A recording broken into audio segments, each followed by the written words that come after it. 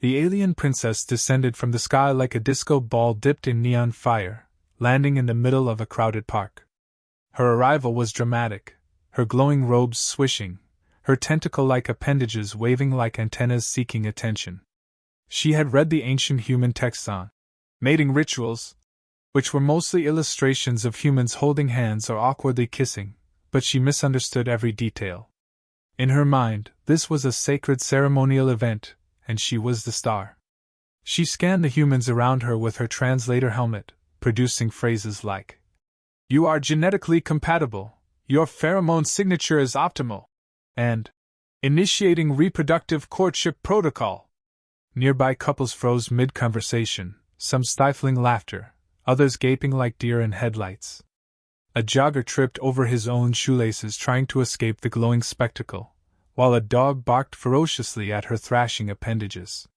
She took it all in stride, ignoring the panic. Her next move was a demonstration of intergalactic seduction, the gravitational dance of attraction.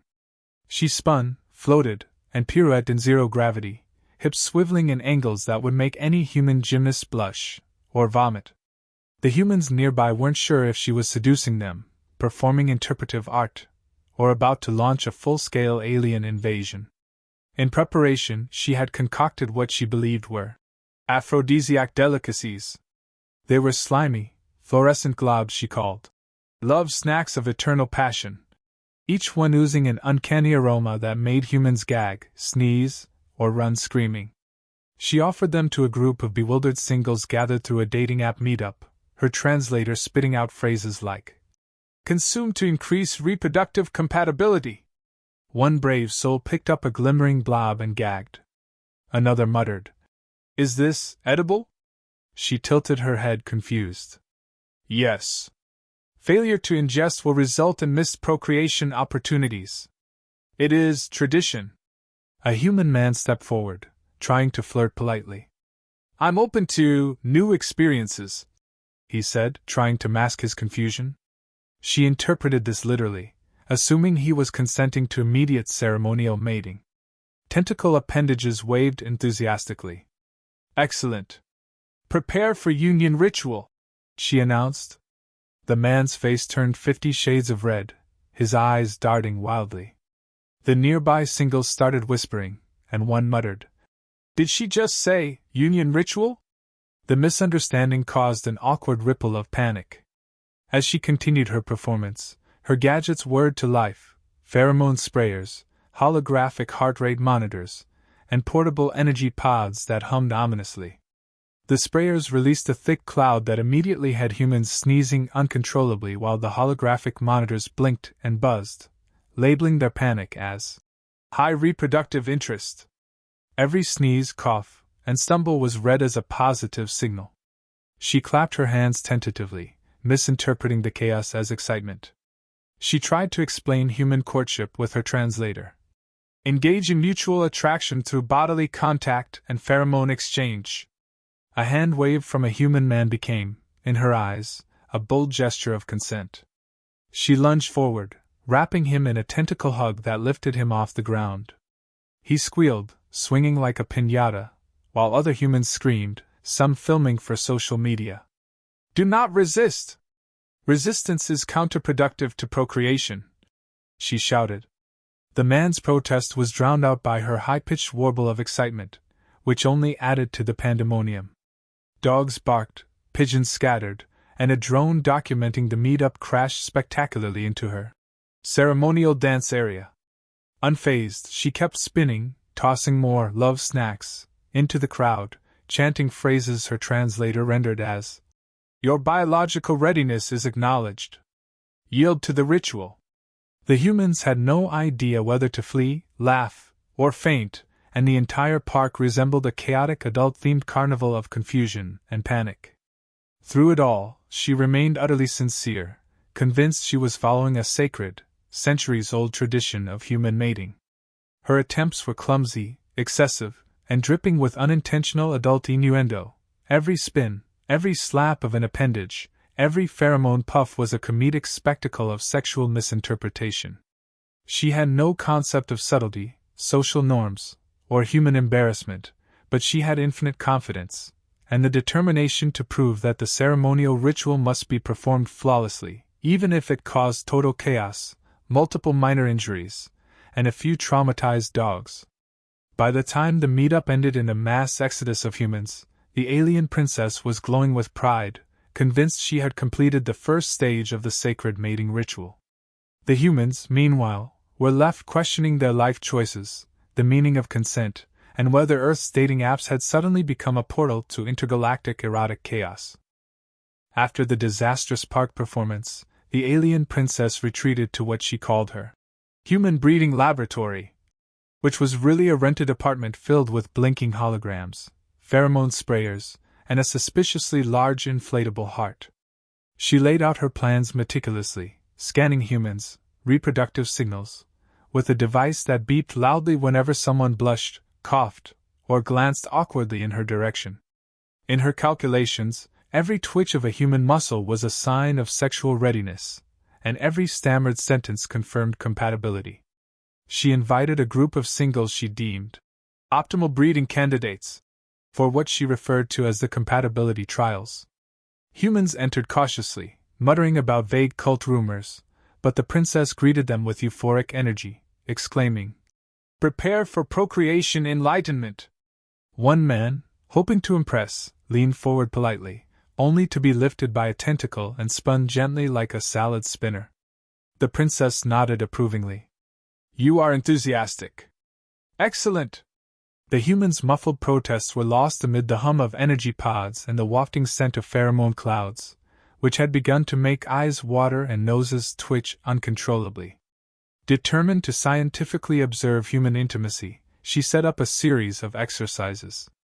Humans were instructed to perform hand-holding protocols, mutual eyebrow synchronization, and even tongue twister competitions, all while she monitored their pulse, pupil dilation, and awkward groans. Every misstep was recorded as a data point, with phrases like, "Micro-resistance noted, indicates latent fertility potential," causing the humans to exchange bewildered glances. One woman whispered, "I think she just measured my groan as a fertility signal," and the nearby man coughed nervously in agreement. The princess, oblivious to social norms, attempted intimate gestures based on alien texts. She leaned in for a shoulder rub of reproductive encouragement, only to accidentally ignite a minor electrical surge from her gloves, causing the human to jump back and knock over a holographic display labeled Human Erogenous Zone Index.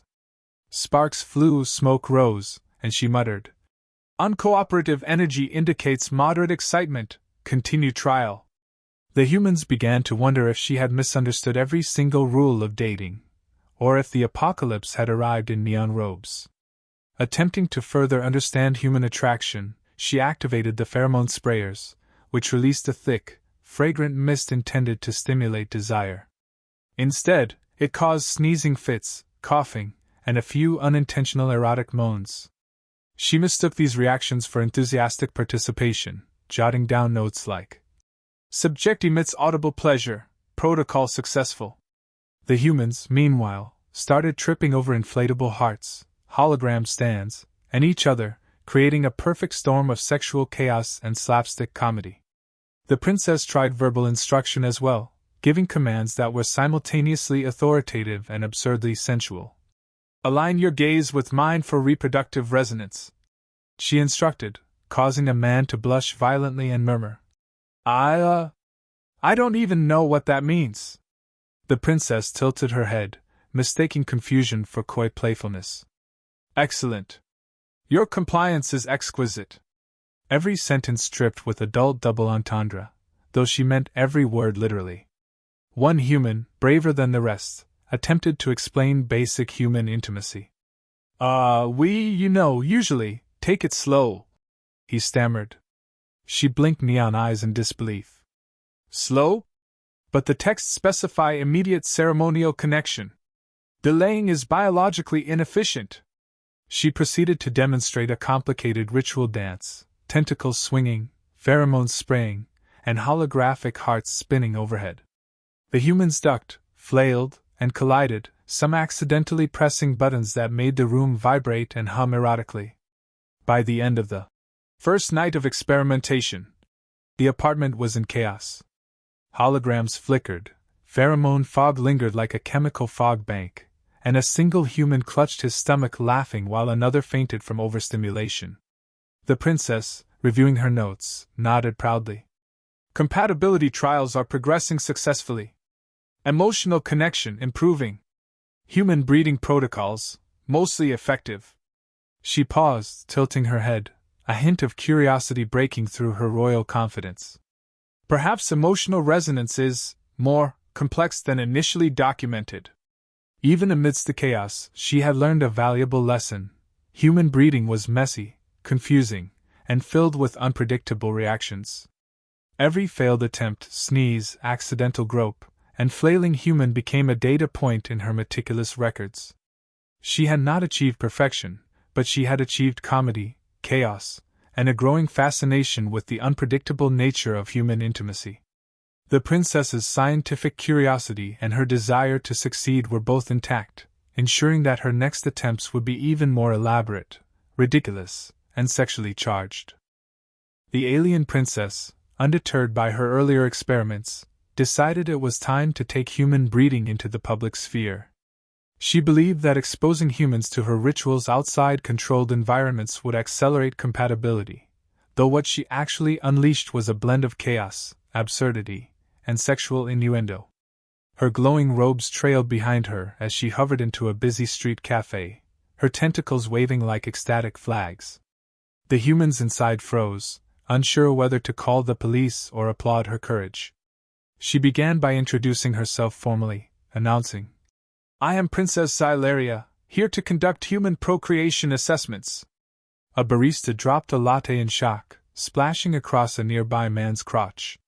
The princess misinterpreted his yelp as erotic interest, scribbling furiously in her holographic notebook. "High excitement detected, positive breeding potential." The man backed away, clutching his soaked pants, while she floated closer, sprinkling pheromone mist like confetti. Her next move was a demonstration of physical intimacy. She tried casual shoulder contact, which involved swinging a human over her tentacle like a human flag while she hovered 3 inches above the floor. The humans screamed, collided, and accidentally kissed each other in the scramble, producing awkward double entendres as unintended side effects. She clapped in delight. "Excellent. Mutual attraction confirmed." One human, a particularly calm and sarcastic man, approached her with a bemused smile. "You do realize people don't usually announce breeding rituals in public, right?" he asked. She blinked neon eyes and tilted her head. "Announcement enhances excitement. Your biological readiness is more pronounced when observed." The man raised an eyebrow. "Or it makes everyone uncomfortable. Also, the pheromone cloud is a bit much." She tilted her head again, misinterpreting sarcasm as flattery. "You approve of increased pheromone application?" "Fascinating." Compliance noted. Attempting to simulate traditional Earth flirting, she tried holding hands. Her tentacles entwined with his fingers, squeezing gently, though the pressure was enough to leave the man grimacing. "Delicate touch, perfect," she murmured. The man laughed nervously, saying, "You're, unique." She recorded the reaction with intense focus. Laughter detected, indicative of pleasurable emotional resonance. Positive correlation with breeding success. Nearby cafe patrons whispered, took videos, and one elderly woman muttered, "I came for a latte, not an intergalactic mating ritual." The princess then escalated to her holographic attraction projection. Neon hearts, floating arrows, and erotic energy lines shot from her devices, wrapping around the human she favored. The man's face reddened, he laughed, tried to protest, and somehow ended up leaning against the table that wobbled dangerously. One of her tentacles brushed against his shoulder, and the cafe erupted in whispered gasps. "You emit high emotional resonance." "Fascinating." She noted this carefully, missing entirely that he was blushing out of sheer embarrassment, not sexual attraction. To further test compatibility, she suggested a shared taste experiment. She produced glowing, squishy love snacks, insisting they be eaten simultaneously. The man hesitated but complied, and his grimace as the first bite hit his tongue caused her to misinterpret human gag reflex as a sign of extreme erotic thrill. She jotted furiously. Taste aversion enhances reproductive stimulus. Must investigate further. Despite the chaos, a strange bond began forming. The man's patience, humor, and willingness to endure absurdity drew her attention. She misread his teasing as mating interest, and she began to feel something alien yet familiar, attraction. Her notes became increasingly personal, filled with observations like, "Subject laughter produces neurological delight, consider further study." Every misstep, spilled coffee, and pheromone-induced sneeze added to the absurdity, creating a public spectacle of adult comedy, sexual misunderstanding, and slapstick romance. By the end of her public trials, the cafe looked like a battlefield of minor chaos. Neon hearts floated over spilled drinks, humans huffed and laughed simultaneously, and one man rubbed his temple while the princess floated beside him, radiant and oblivious. Despite the pandemonium, she felt exhilarated. Human breeding, she realized, wasn't about perfection, ritual, or precision. It was messy, unpredictable, absurdly erotic, and somehow deeply enjoyable. She looked at the man who had endured the chaos with her and thought, "Perhaps this one is my optimal partner candidate." The alien princess decided it was finally time for the ultimate human breeding attempt, convinced that her chosen partner was ready for the ceremonial ritual she had been preparing for weeks. She invited him to what she grandiosely called her royal chamber, though it was essentially a rented loft filled with blinking gadgets, inflatable hearts, and a faint lingering smell of pheromones from previous experiments. She floated in, radiant and neon-lit, tentacles trailing like ribbons, and declared, "Tonight, we fulfill the sacred duty of interspecies procreation." The man blinked, part amused, part terrified, and muttered, "You really do not do subtlety, do you?" She had prepared meticulously. Pheromone sprayers lined the walls, holographic heart projectors spun slow, erotic shapes around the room, and a variety of breeding enhancement devices hummed softly, each with blinking lights and ominous labels. Every detail had been calculated according to her alien texts, though she had taken liberties where humans were inadequate at reproduction. Tentacles waved dramatically, sprinkling fluorescent dust over the floor, and she announced, "The ceremonial union begins now."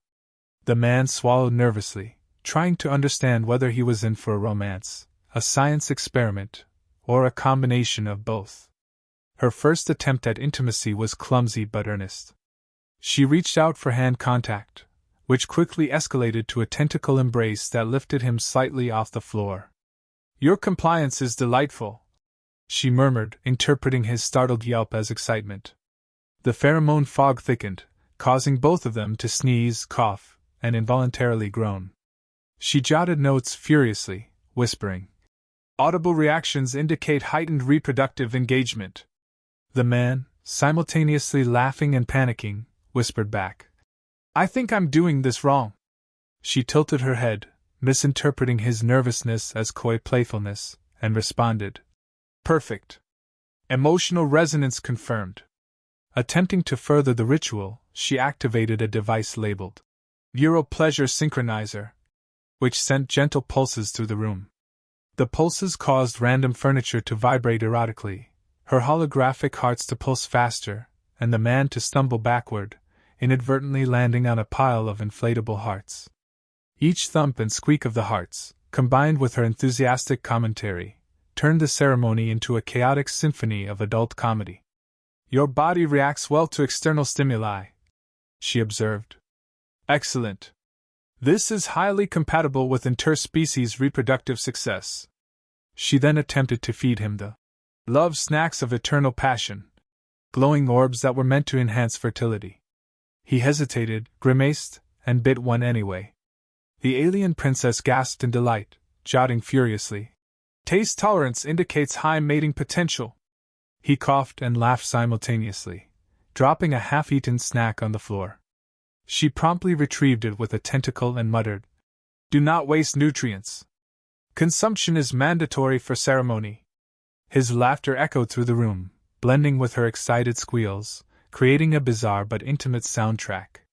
Despite the slapstick chaos, a real connection began to form. She watched him laugh at her mistakes, tease her gently, and navigate the absurdity with patience. Her notes, once clinical, became personal. Subject exhibits emotional warmth. Humor response exceptionally high. Consider permanent reproductive pairing.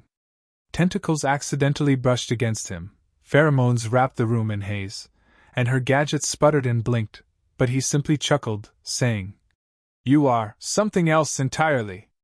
She tilted her head, neon cheeks glowing, and whispered, "Perhaps humans are enjoyable in unexpected ways." By the end of the night, despite the glowing mess of pheromones, vibrating furniture, and neon hearts, the ceremony was, technically, successful. Not because it had followed any traditional protocol, but because laughter, awkward touches, and mutual curiosity had created genuine intimacy. The alien princess floated beside him, exhausted but radiant, and said, "Human breeding is far messier than texts suggest. Yet strangely delightful." He grinned, pulling her into a playful embrace, and whispered, "Messy is fun. Especially with you." Outside the loft, faint neon pheromone clouds drifted over the city, causing minor chaos in nearby parks and cafes, but inside, the princess had discovered the essential truth of human reproduction. It wasn't about perfection, ritual, or efficiency. It was about curiosity, laughter, awkward missteps, and a connection that made the chaos worthwhile. She had arrived expecting ceremonial formality, but she stayed for the humor, the unpredictability, and the strange, exhilarating warmth of being understood, at least by one human who had survived her intergalactic adult comedy.